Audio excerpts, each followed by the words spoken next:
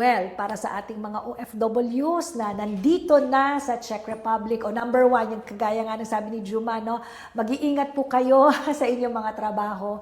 Mamahalin nyo po ang trabaho ninyo. No? You are very blessed na nandito kayo sa Czech Republic. Mayroon nun 116 million Filipinos at 10% lang yan ang nasa ibang bansa.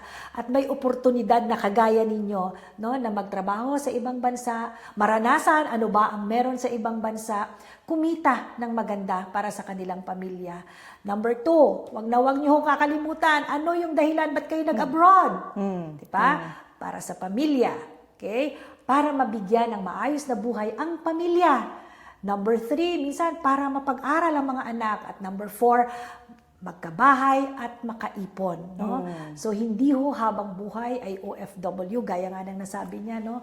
Mahalaga ang financial literacy. Matuto po tayong mag-save, mag-impok para sa ating kinabukasan.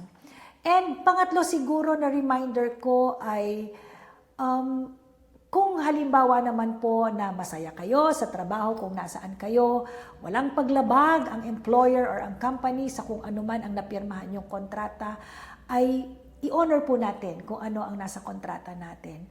Iwasan po natin yung nakikipag-usap sa mga hindi lehitimong mga kumpanya na minsan ay yan ang nagiging dahilan para mapariwara ang ating mga kababayan. And of course, ayaw ho natin ng ganon. Mas gusto ho natin na ang pag-stay nyo dito sa Czech Republic at sa kung saan mang bansa kayo naroroon ay legal at naaayon po sa batas.